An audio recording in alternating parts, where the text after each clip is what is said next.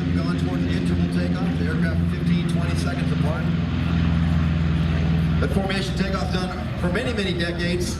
Part of the mutual support. One aircraft can navigate through the weather with the other aircraft staying on the wing of their flight lead. 100% of their effort focused on maintaining that correct position.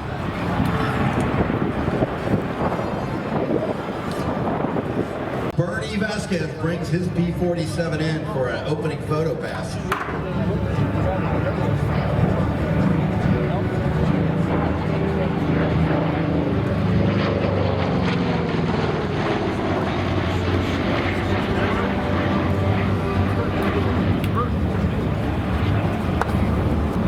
That was the largest single-engine fighter of World War II. 10,000 pounds empty and almost 20,000 pounds fully loaded. Yeah, it's actually an aircraft that's designed around the turbocharger. The turbocharger is the ability, they use exhaust fumes to feed into a turbine, compress the air, and then feed it back into the carburation system to give it the ability to fly at higher altitudes, thinking it's at sea level. So it's matching sea level air at higher altitude. They literally designed this aircraft around the engine, Pratt & Whitney R2800, and the turbocharger that went with it. A little ironic that they would design the aircraft around all of that, then called the Thunderbolt, and then a few decades later, another aircraft designed around its large cannon, 30mm cannon, and it's called the Thunderbolt II. So,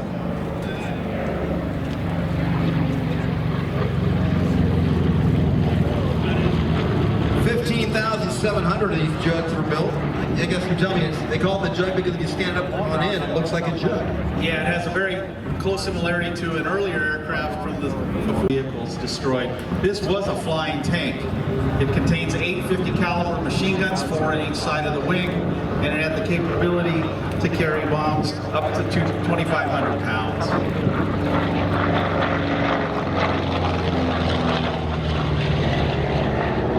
Talked about it on some of the other aircraft, but this one also with the Pratt. And so the Curtiss models, which were the G models, were relegated to just training roles here in the United States. The Republic models all went overseas and served both primarily in Europe, but also in the Pacific.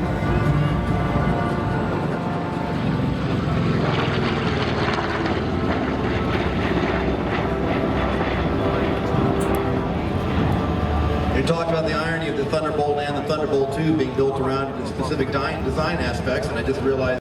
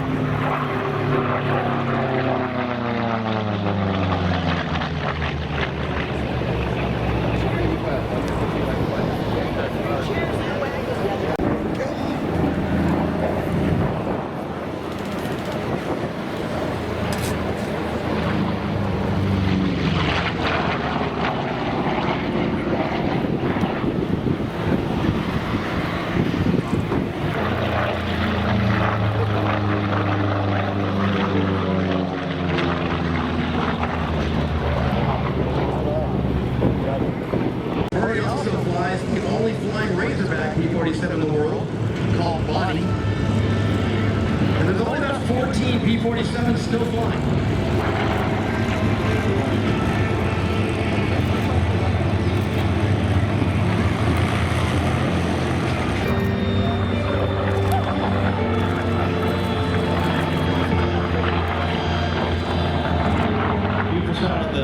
The wing of the Thunderbolt in the hands of a pilot. Good look at Donnie May coming in. This is what we told you about earlier that ended up in the lake in Austria. The pilot of Donnie May is John Loney, one of the most experienced pilots.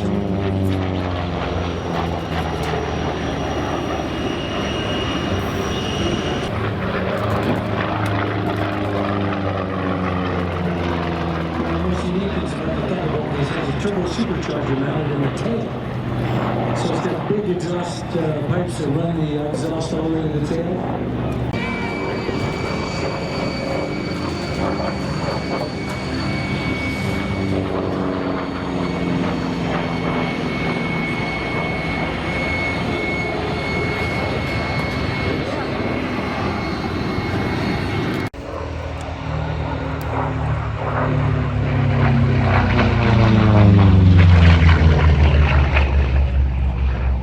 Miles an hour and maybe it was nice.